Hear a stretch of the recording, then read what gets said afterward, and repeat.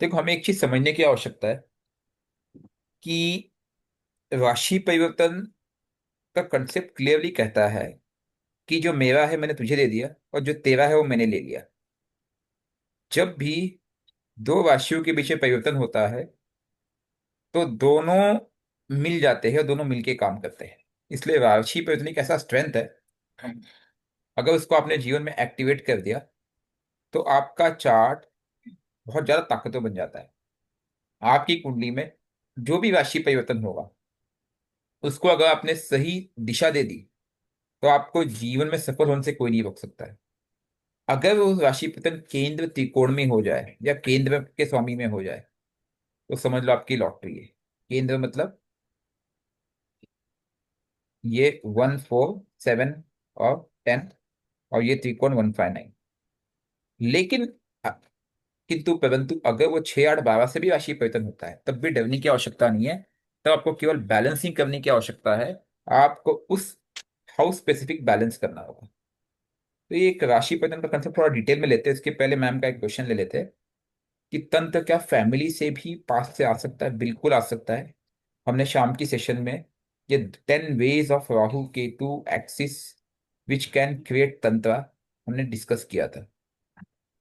तो आप जब भी देखोगे कि आपकी कुंडली में लगन में राहु है, पंचम में राहु है, नवम में राहु है, लग्नेश मून के साथ, तो समझ लो आपका तंत्र पीछे से आया है। अब आप बोलोगे what about my family members? अब आप समझ लीजिए इन कॉम्बिनेशन में आपका थर्ड हाउस कनेक्ट हो जाए, उसका लॉर्ड साथ में बैठ जाए, राहु के साथ बैठ जाए लगन में, तो आप क्या बोलोगे कि मेरे साथ तो आया ही आया है, वो तंत्र मेरे छोटी बहन या छोटे भाई को भी लग गया है। और जब आप उनका चार्ट देखोगे उनके चार्ट में भी आपको कहीं ना कहीं राहु एक्टिव मिलेगा। ठीक है। ऐसे ही सेवेंथ लॉर्ड साथ में आ जाए। ऐसे ही कई बार आप क्या देखते हो पता है, किसी चार्ट में राहु की दृष्टि अन्य सात, क्योंकि राहु केतु को छोड़े 7 प्लैनेट बचे, 7 में से 5 या 6 प्लैनेट पे पड़ रही है। ओके। और राहु लग्नेश के साथ है या दशा में है, तो आप ये पाओगे कि राहु की दृष्टि अगर 5 प्लैनेट पे या 6 प्लैनेट पे पड़ रही है तो that is not good combination. हम उसे बोलते हैं काल सर्प। वो काल सर्प केवल आपकी कुंडली पे नहीं, आपके परिवार पे भी है, क्योंकि वो 5 6 प्लैनेट मिला करके आपके बाकी का परिवार भी कनेक्ट कर देगा उससे। So we need to understand some way of the other कि जब भी राहु आपकी कुंडली में इस तरह के योग जनरेट करता है तो आप उससे रिलेशन स्ट्रेंथ भी देखिए। फोर्थ लॉर्ड भी अगर राहु के साथ बैठ जाता है तो माँ के ऊपर आपका तंत्र दिख रहा है, वो योग दिख रहा है। ओके। अब वो कितने डिटेल में वो योग जनरेट होगा, ठीक है, किस हद तक वो योग है, उसके लिए 2 वेज है। एक, आप उस रिलेशन वाले व्यक्ति का चार्ट देख लीजिए। दूसरा, आप इसकी वर्ग कुंडलियों को थोड़ा सा रिसर्च करें। ठीक है। ये केवल उसी लिए है, लेकिन रेमेडी करने के लिए अगेन आपको D1 ही काम करेगा। राहु फोर्थ लॉर्ड के साथ बैठा है। ओके। तो आपको उपाय राहु और फोर्थ लॉर्ड का करना पड़ेगा। अगर आपको आपके मदर के लिए करना है, राहु थर्ड लॉर्ड के साथ बैठा हुआ है, आपको उपाय आपके मदर और सॉरी आपके थर्ड लॉर्ड और राहु का करना पड़ेगा। राहु आपका फोर्थ लॉर्ड या थर्ड लॉर्ड अष्टम के साथ कनेक्टेड है। ये कुछ कॉम्बिनेशंस है जो डिफाइन करते हैं कि यह आपके पास से आया हुआ है, और ये केवल आपके लिए एप्लीकेबल नहीं है, ये आपके फैमिली के लिए भी एप्लीकेबल है। कि एक चार्ट डिफाइन कर देता है कि वह आप उसका रिलेशन आपको दूसरे चार्ट में नजर आएगा, क्योंकि हमारे जो संबंध बनते हैं पति पत्नी, बच्चे, माँ बाप, यहाँ तक कि यार दोस्त सहित, बहन भाई से लेकर के, उनके पीछे कहीं ना कहीं हमारा चार्ट एक्टिव है पिछले जन्म के प्रारब्ध के अनुरूप। ये हमें समझना होगा। हाँ, एक चीज हो सकता है कि इस जन्म में जो हमने कर्म किया है वो उसमें थोड़े बदलाव ला सकते हैं। ठीक है। और कुछ चेंजेस जनरेट करके, इसीलिए जब अगर मैं उपाय करता हूँ अपने चार्ट में, तो केवल मैं अपने चार्ट में उपाय नहीं कर रहा हूँ, उसका रिजल्ट मेरे फैमिली में अन्य सदस्यों तक भी जाएगा। Always keep that in mind. ठीक है। तो फैमिली तंत्र की हिस्ट्री बहुत मिलेगी, ये कॉमन है। खास करके जिसके पितृ अतृप्त होंगे उन पितरों के साथ तंत्र जोड़ना बहुत साधारण है, सहज है, लोग करते हैं ऐसा। हिस्ट्री है इसकी आपके पास। ठीक है जी। तो going back to the same combination हम जो बात कर रहे थे अभी थोड़ी देर पहले, कि आप राशि परिवर्तन को कैसे देखते हैं। राशि परिवर्तन एक कंसेप्ट है जिसे हम योग कहेंगे। वह योग अगर आपने प्रॉपरली एक्टिवेट कर दिया तो रिजल्ट लाजवाब होता है। ओके। लेकिन वही दिक्कत है कि लोग उसे एक्टिवेट कर नहीं पाते हैं। कई बार वो राशि परिवर्तन अगर 6 8 12 के साथ बन जाता है तो लोग उसको नेगेटिवली देखते हैं, नेगेटिव दृष्टि से देखते हैं। लोगों का ये मानना है कि 6 8 12 से राशि परिवर्तन अगर बन जाए तो वह कहीं ना कहीं उस व्यक्ति के जीवन में नकारात्मक वृत्ति लेके आएगा। उदाहरण के लिए लग्नेश और द्वादशेश का राशि परिवर्तन हो गया। अब इसका एक छोटा सा उदाहरण ले लेते हैं हम लोग, ताकि आपको और क्लैरिटी आ जाए। 1 नंबर का लगन है तो यहाँ पे आ गया 12 नंबर। करेक्ट। तो अब यहाँ पे जुपिटर को बिठा देता है तो यहाँ पे कौन चला गया? मार्स हो गया राशि परिवर्तन में। ओके। तो व्यक्ति कहता है कि मेरी कुंडली में लग्नेश और द्वादशेश का राशि परिवर्तन है। ओके। प्लैनेट इन्वॉल्व कौन कौन से हमें वो भी देखना पड़ता है, तो मैं इसको हमेशा डिवाइड करने का प्रयास करता हूँ। ओके। हाउस कौन कौन सा है? 1 and 12। प्लैनेट एसोसिएटेड कौन कौन से? आपका जुपिटर एंड मार्स। ओके। अब इसमें आपको दो चीजें समझने की आवश्यकता है। पहला, ये हाउस के एट्रीब्यूट्स क्या है। तो जब मैं हाउस के एट्रीब्यूट्स की बात करता हूं तो फर्स्ट हाउस का एट्रीब्यूट्स क्या है? वो सेल्फ की बात करता है, खुद। जिसका भी प्रथम हाउस एक्टिव मिलेगा आप देखोगे वो व्यक्ति सेल्फ मेड है। जब तक उसके सेल्फ को कंट्रोल, मतलब उसके सेल्फ का ईगो हर्ट नहीं हुआ होगा तब तक वो आगे नहीं बढ़ेगा। और आगे भी बढ़ेगा, ठीक है, जब तक वो सेल्फ इन्वॉल्व नहीं हो, सक्सेसफुल नहीं हो। दशा में, दशा लॉर्ड के साथ लगन कभी भी इन्वॉल्व मिले आपको, रिजल्ट देखना उस व्यक्ति को खुद कर्म करने पड़ेंगे। और ट्वेल्थ हाउस क्या कहता है? ट्वेल्थ हाउस कहता है इन्वेस्टमेंट। अब व्यक्ति कहता है कि मुझे समय देना पड़ेगा। प्लस वो क्या कहता है पता है? डिस्कनेक्ट। किसका डिस्कनेक्ट? सेल्फ का डिस्कनेक्ट। फर्स्ट तो ट्वेल्थ हाउस का राशि परिवर्तन है। जुपिटर लगन में बैठ गया है और लग्नेश मंगल ट्वेल्थ हाउस में बैठ गया है। ये एक एज एन एग्जाम्पल है मेष लगन की कुंडली। जब वो व्यक्ति तब तक सफल नहीं होगा जब तक वो खुद को डिस्कनेक्ट नहीं करेगा। किससे? लगन से। जब तक वो व्यक्ति खुद की तरफ ख्याल रखेगा तब तक वो सफल नहीं होगा। जिस दिन उसने खुद को डिस्कनेक्ट कर दिया और अपने आप को इन्वेस्ट कर दिया अपने जीवन रूपी नैया में, वो व्यक्ति सफल हो जाएगा। यही सीक्रेट है इसका। क्योंकि फिर फर्स्ट और ट्वेल्थ हाउस मंगल जुपिटर एक साथ मिल जाएंगे। अब प्लैनेट को भी इसे पकड़ना पड़ेगा। मंगल कर्म की ऊर्जा देगा और जुपिटर किसकी ऊर्जा देगा? धर्म की, ज्ञान की, विस्डम की। तो वह इनको दोनों प्लैनेट को अपना ले और इन हाउसेस के एट्रीब्यूट्स को अपना ले, रिजल्ट उसके सामने होगा। वह यह योग उसके चार्ट में पिछले जन्मों के प्राप्त के अनुरूप आई है, लेकिन उसके इस जन्म के कर्म भी है। अगर उसने उसको दिशा नहीं दी तो ये योग रह के भी कोई फायदा नहीं है। और दिशा दे दी तो यह योग इतना सफल योग है कि वो सफल हो जाएगा। और अगर उसने उसको दिशा नहीं दी तो क्या होगा पता है? ये जो इन्वेस्टमेंट है इसको मैं नेगेटिव फॉर्म में क्या कर दूंगा? इसको बोल दूंगा व्यय, लॉसेस। वो जीवन भर केवल रोता रहेगा, रोता रहेगा, रोता रहेगा कि मेरे जीवन में मैं जिसमें भी हाथ डालता हूँ उसमें मुझे घाटा हो जाता है। और सेल्फ का क्या हो जाएगा? पतन। क्योंकि लग्नेश ट्वेल्थ में गया है। ऐसे व्यक्ति को घर छोड़ के जाना चाहिए। Far from, far from the place. ठीक है। Work place. खुद को भूलना होगा उसको।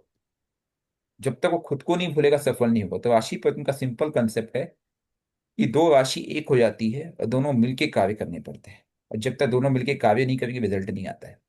6 8 12 के साथ जब भी राशि परिवर्तन होता है व्यक्ति को जीवन में परेशानी आने की संभावना पूरी होती है। लेकिन अगर वही राशि परिवर्तन केंद्र त्रिकोण में होता है तो वह व्यक्ति को एक प्रकार से सफलता प्रदान करती है। इसके बाद आप कहोगे क्या सेकंड के साथ और इलेवेंथ के साथ राशि परिवर्तन हो तो क्या हो?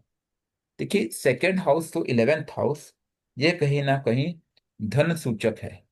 एक है गेंस की बात कर रहा है और दूसरा है उस गेन्स का एक्यूमुलेशन की बात करता है। ओके। अब वह जो गेन है आपको मिलेंगे नहीं मिलेंगे, उसके लिए आपको कर्म करना पड़ेगा, लेकिन उसमें भी एक लालच आती है, एक लोभ उत्पन्न हो जाता है। कई बार व्यक्ति लोभवश कई कृत्य करता है, तो रिजल्ट कहीं ना कहीं नेगेटिवली बिहेव करता है। ये मैं केवल अभी लग्नेश के पर्सपेक्टिव से बता रहा हूँ। जब हम अन्य हाउस, क्योंकि केवल राशि पतन फर्स्ट हाउस से रिलेटेड ही नहीं है, किसी भी हाउस का राशि पतन हो वो भी एक्ट करेंगे, जैसे कि फोर्थ लॉर्ड और सिक्स्थ लॉर्ड का राशि परिवर्तन है। ठीक है। तो फोर्थ हाउस किसका है? आपका सुख भाव है। सिक्स्थ हाउस किसका है? आपका एफर्ट्स भाव है। कौन सा एफर्ट? सेवा भाव है। ठीक है। जब तक इन दोनों का समन्वय नहीं होगा, फोर्थ हाउस आपकी माँ है और सिक्स्थ हाउस आपके मामा है, तो रिलेशन वाइज, कर्म वाइज, स्वभाव वाइज और उनकी लॉर्डशिप कौन होगी? जैसे अगर मेष लग्न की कुंडली बोल तो यहाँ पे 4 नंबर, यहाँ पे 6 नंबर राशि, मून एंड मर्क्यूरी। जब तक आप उन दोनों को मिलाओगे नहीं, मिश्रित करोगे नहीं, तब तक रिजल्ट नहीं आएगा।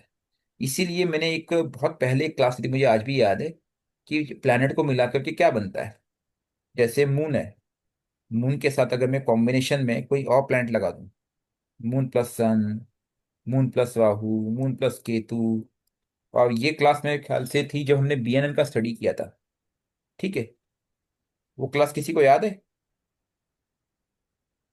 बीएनएन क्यों जी सर। इंपॉर्टेंट हो वैदिक के साथ करते वक्त, उसका कारण है क्योंकि जब आप प्लैनेट के कॉम्बिनेशन समझने लगते हो ना, कि उसका कॉम्बिनेशन मुझे क्या कहना चाहता है, उसका स्वभाव मुझे क्या कहना चाहता है, आप प्लीज बीएनएन की वो क्लासेस देखिए जो हमने पिछले साल ली थी। ओके। वीडियोस पूरा 5-6 सेशन थे, एक एक 2-2 घंटे के। आपको क्लैरिटी आ जाएगी, हर प्लैनेट को हमने डिस्कस किया था।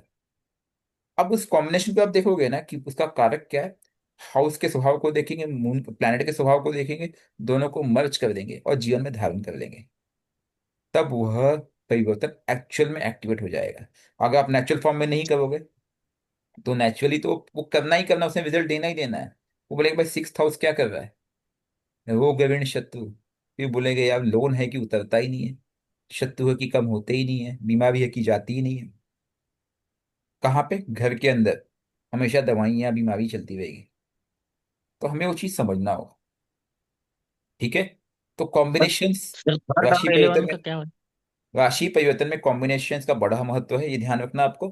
और सिर्फ कॉम्बिनेशंस का ही नहीं, इसमें प्लानिटरी लेवल पे हाउसेस का बहुत बड़ा महत्व है, किन हाउसेस के बीच में ये परिवर्तन हो रहा है। और इसको मैं योग कहूंगा। ओके। इसे कई बार लोग राजयोग भी कहते हैं। डेफिनेटली ये राजयोग बन सकता है। इन राजयोग बनने की कुछ स्थितियां होती है, कुछ रूल्स है। उन रूल्स पे अप्लाई करेंगे तो, जो मैंने अभी आपको एक छोटा सा एग्जांपल बताया, फर्स्ट और ट्वेल्थ को लेकर के या फोर्थ और सिक्स को लेकर के। हाँ जी, कोई कुछ कह रहा था। सर थर्ड और 11 में हो रहा है तो बहुत बढ़िया। Third house, third house and 11 house. आपको कुछ नहीं करना है, वापस से वही करना है। हाउस थर्ड और 11th हाउस। ठीक है। प्लैनेट कौन कौन से बताएंगे आप? सर थर्ड में शुक्र मंगल है, वो शनि की छोड़ दो, राशि है। वो छोड़ दो। ये राशि कौन सी है, हाँ, ये राशि कौन सी है? ये राशि कुंभ है थर्ड में। हाँ। मिथुन मिथुन एंड कुंभ। अगर थर्ड में कुंभ है और तो यहाँ तुला हो गई। हाँ, तुला हो गई। तो इसका मतलब है यहाँ पे वीनस बैठा है और यहाँ पे शनि बैठा है। हाँ, ठीक है। शनि बैठा है। जी। ठीक है। तो ये कॉम्बिनेशन किसके बीच में है? Venus and Saturn. Okay. Saturn. Perfect. जी अब सर। आपको क्या करना है, थर्ड हाउस क्या कहता है? हाउस के एट्रीब्यूट लेने हैं अभी। थर्ड हाउस क्या बोलता है? एफर्ट्स। ठीक है। और 11th हाउस क्या कहता हाँ है? जी। 11th हाउस क्या कहता डेट। है? नेटवर्क। नेटवर्क। नेटवर्क की बात करता है ना हमेशा। अक्सर आप देखोगे हाँ। मल्टी लेवल मार्केटिंग या नेटवर्क लेवल पे आपको कई बार ना लोग नजर आएंगे, उनका 11th हाउस आपको एक्टिव मिलेगा, वही वैसे ही लोग दिखेंगे। ठीक है। 1 से 4, हाँ चार जी। से आठ उनका बहुत बड़ा नेटवर्क होता है। अगर आपने अपने एफर्ट्स नेटवर्क में दिया तब सफलता मिलेगी। लेकिन कॉम्बिनेशन क्या बोलता है? वीनस क्या बोलता है? वीनस उस लग्जरी की बात करता है, उस मॉडर्न लग्जरी की बात करो। सैटर्न क्या कहता है? Common man. ओके। आप इन दोनों को ओके। कनेक्ट कीजिए। और थर्ड और 11th हाउस छोटे भाई बहन भी होते हैं और बड़े भाई बहन भी होते हैं, ये भी आपको नहीं भूलना है। हाँ। ठीक है। हम्म। जैसे ही आप इन सूत्रों को कनेक्ट करेंगे अपने जीवन में, आपको रिजल्ट मिलेगा। लेकिन ये एक्टिवेट भी कब होते हैं, ये भी आपको ध्यान रखना। समवेयर और द अदर, अगर इनका हाँ। संबंध लगन या मून से बन जाता है, ठीक है, तो ये बाय बर्थ आपको हाँ रिजल्ट देना चालू करेंगे। नहीं तो डिस रिक्वायर्ड एक्टिवेशन, और एक्टिवेशन के लिए जो इंपॉर्टेंट प्लैनेट होता है वो होता है दशा लॉर्ड। जी। अगर दशा लॉर्ड से इनका संबंध नहीं बन पाया आपके युवा अवस्था में वगैरह, कई बार देखोगे कि वो योग फलित कब होता है, बुढ़ापे में जाकर के। क्यों? क्योंकि जब व्यक्ति बूढ़ा हुआ तब जाकर के वो योग जनरेट हुआ, तब तक उसने कोई मेहनत की नहीं, तब कुछ रिजल्ट उसको महसूस होने लगा। और उसके बाद भी कर्म और उनके एक्सिस के रूटिंग बहुत मैटर करता है। मैं क्यों बोलता हूँ 159 को फोकस कीजिए। जो व्यक्ति हाँ 159 पे काम करता है, तो वह इष्ट जो है वो खुद जानता है, उसे पता है कि आपके लिए क्या उचित है क्या अनुचित है। वो आपको खुद इन तरह के चीजों हाँ। में कनेक्ट कर देता है, आपको रास्ता दिखाने लगता है। ठीक है जी। हाँ और सर। एक चीज ध्यान में रखना, जो आउटपुट है, कोई भी आउटपुट जो हम जनरेट करते हाँ। हैं जीवन में, वो सब रिलेटिव होता है। रिलेटिव का मतलब समझिए। हाँ। अब भाई व्यक्ति सोचता है कि मेरे पास आज 100 रुपए है और कल मेरे पास आ जाए 100 का 100 करोड़, तो सर वो रिलेटिव इफेक्ट में नहीं आएगा, वो आप एक्सपोनेंशियल इफेक्ट कह रहे हो। एक्सपोनेंशियल इफेक्ट केवल राहु दे सकता है। ओके। और वो भी तब केतु की हाँ एनर्जी से, जिसे कहते हैं पूर्व जन्म के संचित कर्म, जिसे हम कहते हैं लॉटरी लग जाना, कोई खजाना मिल जाना, जो करोड़ों में किसी एक के साथ होता है। ठीक है। अब वो भी पूर्व जन्मों के सर। कर्म के कारण, जहां पे अष्टम इन्वॉल्व होगा तभी होगा, वो राहु इन्वॉल्व हाँ। होगा तभी होगा। ऐसे कॉमन केसेस में ऐसी चीजें नहीं होती है, केवल मुंगे लाल के सपने। कॉमन केसेस में आपको हाँ। ध्यान रखना है कि वो रिलेटिव होता है। आपके पास 100 है, आप 100 का 200 पहुंच जाओगे, 400 पहुंच जाओगे। उसमें भी जुपिटर की अनुकंपा होगी तब, क्योंकि ये 100 का 4 गुना हो गया है। अगर उसकी अनुकंपा ओके ओके रही तो 100 का 150 तो होना ही होना है। तो that is called as a growth. जैसे मैंने परसों भी एक सेशन लिया था कि इफ आपके पास 60,000 की सैलरी है और आप अगर 90,000 का टारगेट कर रहे हो, ठीक है, तो आप 41 डेज हाँ। में उसकी प्राप्ति कर सकते हो। किसकी सहायता से? कौन से ग्रह को पकड़ने को कहा था मैंने उस समय? शनि और सूर्य और लगन। याद आ रहा हो और कि लग। कितने अटेंड किया था? हाँ सर। ठीक है, वो एक छोटा सा एग्जाम्पल था। तो आप किस चीज को इंटरस्पेक्ट करते हो, ठीक है, आप उसको फोरकास्ट कीजिए, उस पर कर्म कीजिए, रिजल्ट आना ही आना है। तो राशि सर परिवर्तन इस केस। सिंपल फंडा है। राशि परिवर्तन सिंपल फंडा है कि मेरा स्वामी जिस राशि में बैठेगा, उसका स्वामी मेरी राशि में बैठ गया। ओके। हाँ। हाँ सर। सर इस केस में दशा लॉर्ड मंगल है, वो शुक्र के साथ है। तो डिग्री अगर वाइज नहीं है दशा लेकिन लॉर्ड साथ में शुक्र है। के साथ है तो वो उसको सपोर्ट कर रहा है, हाँ। Definite this is the right time. अगर आपने इस पे काम किया, हाँ। रिजल्ट आपके सामने होगा। हाँ। और एक चीज, ये शॉर्ट जर्नीज भी है। ठीक है। दोस्तों के साथ हाँ। हाँ। नेटवर्किंग के साथ शॉर्ट जर्नीज कीजिए। ओके। हाँ। हाँ। हाँ सर। रिजल्ट आएगा। Okay. Okay. Okay. Okay thank you sir. और कोई क्वेश्चन इस पे, राशि परिवर्तन पे?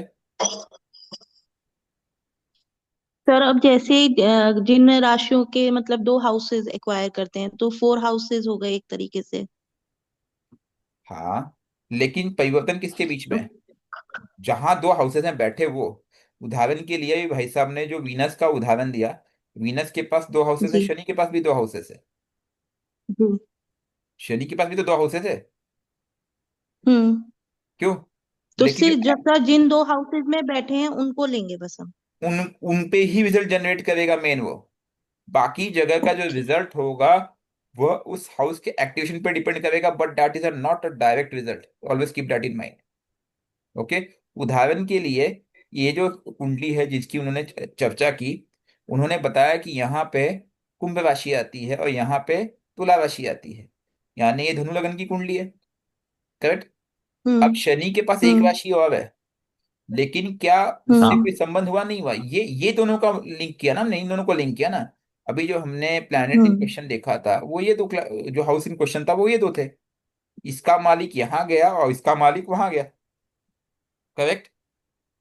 हालांकि शनि करेक्ट। के पास एक राशि और है और शुक्र देवता के पास भी एक राशि और है, ये वाली, ठीक है। हम्म वो उस एनर्जी को भी लेके आएगा, शुक्र, ऐसा मत समझो नहीं लेके आएगा। शनि भी इस एनर्जी को लेके आएगा, इसका ऐसा मत समझिए कि वो लेके नहीं आएगा। लेकिन राशि परिवर्तन इन दो हाउसेस के बीच में हुआ है, ना कि प्लैनेट के बीच में। इसीलिए कहा जाता है राशि परिवर्तन, ना कि प्लैनेट परिवर्तन, ठीक है। तो यहाँ पे राशि सर तुला और एक और कुंभ के, एग्जांपल से समझ सकते हैं। बिल्कुल, तुला और कुंभ के बीच में हुआ ये, यह परिवर्तन तुला और कुंभ के हम्म बीच में है, ठीक है। यह परिवर्तन जी सर। वृषभ राशि मकर राशि के बीच में कोई संबंध नहीं बोल रहा है। शब्द ही कोई सर समझिए, राशि हम्म परिवर्तन, तो रिजल्ट सर भी तीन उस नंबर लिख गया, राशि में ही गलती से जनरेट तीन होगा। नंबर लिखा है। ओके। गलती से 3 नंबर लिख दिया है। कोई और एक एग्जांपल जी कोई सर। बता दीजिए, तुरंत ले लेते हैं हाथों हाथ। सर मेरे पास ही है एक एग्जांपल और। बताइए मैम। आ, सर मर्क्यूरी और मार्स के बीच मुझे राशि बताइए, परिवर्तन है ऐसे पर मत बताइए। लगन कौन सा है, पहला सवाल। आ, वृश्चिक लगन है सर। 8 नंबर, बहुत बढ़िया। राशि परिवर्तन किस भाव में बनता है, उन दोनों भाव को बता दीजिए। फर्स्ट और 11th। फर्स्ट और 11th। That's enough, more than enough ma'am, इससे ज्यादा मुझे चाहिए भी नहीं। आपने जैसे ही कहा फर्स्ट और 11th, मैं आपके सामने कुंडली फिर से बनाऊंगा। ओके। मुझे एक चीज समझ में आई कि ये जो कुंडली है, इस कुंडली में फर्स्ट हाउस यानी कि सेल्फ, 11th हाउस यानी कि उस व्यक्ति का लाभांश, उसका मित्र, उसका फ्रेंड सर्कल, उसके बड़े भाई बहन। हम्म ओके। इनके बीच में जी। परिवर्तन हो गया है। प्लैनेट इन क्वेश्चन कौन हम्म कौन से, क्योंकि ये आपने कौन सा बोला, कौन सा लगन बोला आपने यहाँ पे, वृश्चिक। वृश्चिक, 8 नंबर। तो इसका मतलब बुध और मंगल के बीच में वो परिवर्तन हुआ है। लगन में बुध बैठ गया है, ओके, हम्म और 11th हाउस हम्म में मंगल बैठ गया है। अब जी। हम क्या करेंगे, उसी रूल को फॉलो करेंगे जो थोड़ी देर पहले हमने ऊपर बनाया था, ठीक है। Rule number 1, house in action, कौन कौन सा, first and 11th। 11th 11। House, first and 11th house, ठीक है। तो मैं यहाँ पे लिखूंगा house in action, okay, first and 11th, okay. जी। I will just write here house,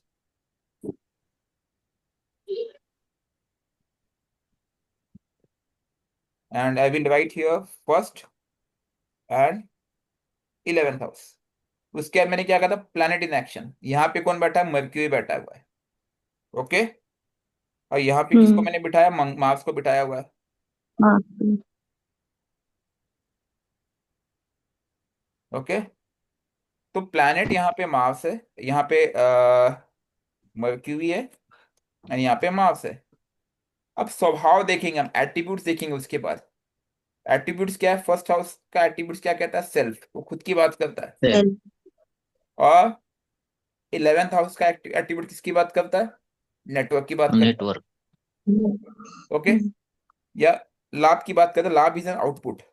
मैं कारक की बात कर रहा हूँ यहाँ पे, इसलिए मैं नेटवर्क पहले बोलूंगा, ओके। अब या तो ये व्यक्ति उस नेटवर्क से बिगड़ेगा, या तो इस नेटवर्क से उभरेगा। ये कौन डिफाइन करेगा, ये मर्क्यूरी मार्स की जोड़ी डिफाइन करेगी। मर्क्यूरी बुद्धि का कारक है, ठीक है। मर्क्यूरी एक शिक्षा का कारक है, और मर्क्यूरी व्यापार का कारक भी है। अगर मैं इसको बीएम की पर्सपेक्टिव से देखूं, गुस्सा मत कर। तो एक सफल बिजनेसमैन का परिचायक भी ये कुंडली बन सकती है, जो व्यक्ति को सफलता प्रदान करेगी भविष्य में, ठीक है।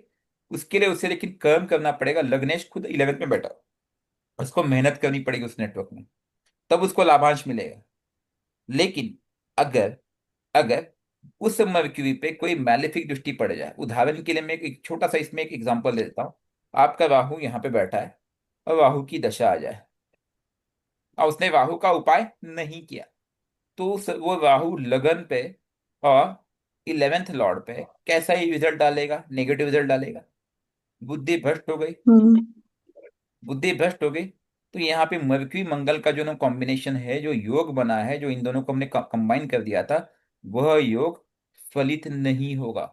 तो राशि परिवर्तन होने के बावजूद भी योग फलित नहीं होगा, ऐसे किस्सा आप अक्सर देखते हो। उस समय पे आप ये देखिए कि एक्टिवेशन दशा लॉर्ड ने कैसे किया है, पिछले एक्टिवेशन में क्या राहु केतु जैसे प्लैनेट ने कोई रोल प्ले किया है क्या। आप जैसे देखोगे आपको समझ सर जाएगा कि उसको फलित नहीं मिला ये दशा मेजर। लॉर्ड के साथ ही बैठा है मंगल। हाँ जी। मंगल दशा लॉर्ड के साथ ही बैठा हुआ है सर। और दशा लॉर्ड कौन है? सैटर्न के साथ। सैटर्न के। सैटर्न थर्ड देखिए एस्पेक्ट। अब थर्ड क्योंकि, एस्पेक्ट बैठ जी। हाँ कोई दिक्कत नहीं, षडात्मक बैठा तब भी ठीक है, लेकिन इस कुंडली में शनि किसका कारक है?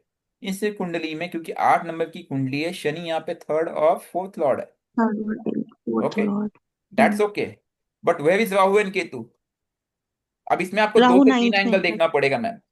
6 8 12 लॉर्ड जी। की दृष्टि या युति इन पे कुछ असर डाल रही है, नंबर वन। क्या राहु हम्म। केतु जैसे ग्रह की दृष्टि या युति इन पे असर डाल रही है? ये दो सवाल आपको मिल जाएंगे, उत्तर मिल जाएगा। आपको केवल दो चीजें देखनी है। शनि को मैं नाकर्म प्लैनेट नहीं मानता, शनि कामिक प्लैनेट है, वो आपको कर्म से कनेक्ट करेगा। We need to understand. Rahu Ketu और 6 8 12, इनकी दृष्टि देखिए आप, या इनका संबंध देखिए किसी रूप में इनके साथ बन रहा है क्या। अच्छा, एक चीज और ध्यान रखने की आवश्यकता है, क्योंकि ये लग्नेश मंगल है, अगर लगन गंडमूल में होगा, 8 नंबर की कुंडली हम्म। आपने बताई, ठीक है। गंडमूल में है सर। हाँ जी। गंडमूल में ही है सर। हाँ, ज्येष्ठा नक्षत्र। That is also matter of concern. वह भी उस व्यक्ति को क्या करेगा, वो नेटवर्किंग में जाएगा लेकिन उसका लाभ नहीं लेगा, वहां पे भी कलेश जनरेट हम्म। करेगा व्यक्ति, ठीक है। तो इसका उपाय भी करना पड़ेगा। तो यही कारण है कि जो बाधाएं हैं राशि परिवर्तन की, अगर आप बाधाओं को निकाल दो तो राशि परिवर्तन प्रत्येक केस में फलित होती है। आपको दो चीज ध्यान में रखना है, एक उस बाधाओं को निकालो जो एक्टिवेशन में आई है, एक्टिवेशन दशा से आती है या बाय बर्थ आती है, और दूसरा जो भी राशि परिवर्तन है उसका संबंध अगर 6 8 12 से है, ओके, या उन प्लैनेट से है जिन पे राहु केतु बैठा, तो उनका उपाय आपको करना पड़ेगा, उनको बैलेंस करना पड़ेगा। पिक्चर क्लियर हो गया मैम? हम्म। जी सर। राशि परिवर्तन का लाभ हर व्यक्ति उठा सकता है, कंडीशन अप्लाइड। और ये एक बहुत ही पॉजिटिव योग कहा जा सकता है अगर आपने उसको चार्ट में सही दिशा दे दी तो। आप देखोगे कई चार्ट आपको नजर आएंगे जहां पे राशि परिवर्तन के योग ने उस व्यक्ति को सफलता के शिखर पे पहुंचा दिया, और ये मैंने खुद देखे हैं। कंडीशन वही है कि उस व्यक्ति को खुद पहले उसके ऊपर मैलेफिक दृष्टि को कंट्रोल करना पड़ेगा, और अगर वो राशि पत्र 6 8 12 से बनता है तो 6 8 12 के एट्रीब्यूट्स को अपनाना पड़ेगा, क्योंकि मैंने जब एट्रीब्यूट्स की बात की, जब तक वो व्यक्ति उन एट्रीब्यूट्स को अपनाएगा नहीं उसको सफलता नहीं मिलेगी। हाउसेस के एट्रीब्यूट्स को, प्लैनेट के एट्रीब्यूट्स को, दोनों को मर्ज कर दो, रिजल्ट आपके सामने होगा, इसकी गारंटी है। अगर आपके चार्ट में कहीं भी राशि परिवर्तन मिल रहा है, एंजॉय कीजिए, बस ध्यान रखना है दशा लॉर्ड से क्या लिंकेज है। दशा लॉर्ड आपको दिशा देगा और उन दोनों को मर्ज कर दीजिए इस तरह से। और कोई डाउट किसी को?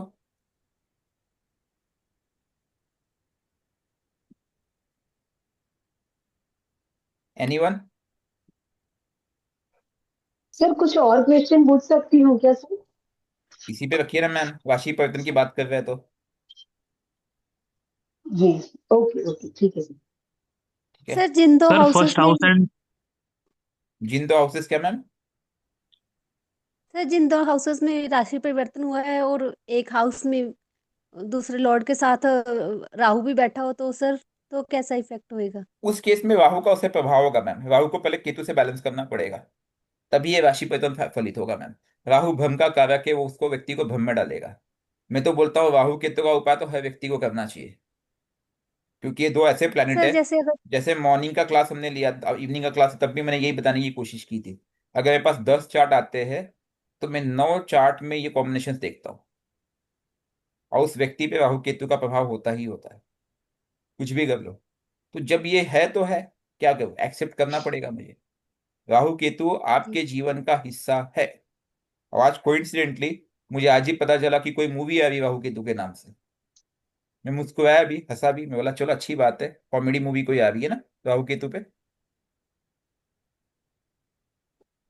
देन जीवन का पार्ट है तो है, क्योंकि राहु केतु राक्षस है, लेकिन अमर है, दैविक गुण आगे डाल दिए गए उनमें। इनफैक्ट वो काम भी देवताओं को साथ में लेकर के करते हैं, उन पे अधिपत्य चला के करते हैं। तो इट्स रियली जी डिफिकल्ट टू सर, हैंडल। जैसे आपने बताया था कि सैटर्न और राहु साथ में और आदमी काम के प्रति पूरा समर्पण हो जाए तो फिर वो राहु अच्छा परिणाम देने लग जाता है। बिल्कुल करेगा। सैटर्न राहु साथ में जी हो सर। उसको हम शापित दोष कहते हैं। लेकिन अगर वही राहु आपके कंट्रोल में हो जाए, व्यक्ति कामिक हो जाए, केवल कर्म पे फोकस हो जाए, दिन में 12 घंटे 14 घंटे कर्म करने लगे, तो वह राहु उसको जी सफलता की शिखर पे लेके चला जाएगा। ये रियलिटी है। सर, फिर अगर राशि। मेरे मेरे हाँ पास जी ऐसे सर। कॉम्बिनेशन में कुछ मित्र है, सैटर्न राहु साथ में है, they are sitting in very high position, जबकि लगन में बैठा है सैटर्न राहु, बट थैंक उन्होंने यू सर। उपाय किया। उनके लाइफ में मैंने स्ट्रगल्स भी देखे, तब मैंने ही उनको उपाय बताए थे, मुझे आज भी याद है। And today they are very successful. हाँ जी, बताइए। सर और अगर सैटर्न और राहु 12th हाउस में हो तो? मैम देखिए, ये तो कॉम्बिनेशन की बात कर रहे हैं ना मैम। सैटर्न राहु जहां भी बैठे मैम, सैटर्न के एट्रीब्यूट्स और राहु के स्वभाव को हम समझ लीजिए, और 12th हाउस जहां बैठा उस हाउस के एट्रीब्यूट्स को समझ लीजिए। 12th हाउस घर से दूर की बात कर रहा है, 12th हाउस एक समय की बात कर रहा है। अगर मैं कहूँ आपके कालखंड में इस कुंडली को नजर दे, तो जहां सूर्य बैठा वो समय का परिचायक है, एक 12th हाउस समय का परिचायक है। ओके, 12th हाउस आपकी स्लीप का परिचायक भी है। तो जब आप उस समय में, उस स्लीप में इन्वेस्ट करते हैं, ठीक है, अपना समय देते हैं पॉजिटिवली टुवर्ड्स कर्मा, तब वो शनि वहां पे एक्टिवेट हो जाता है।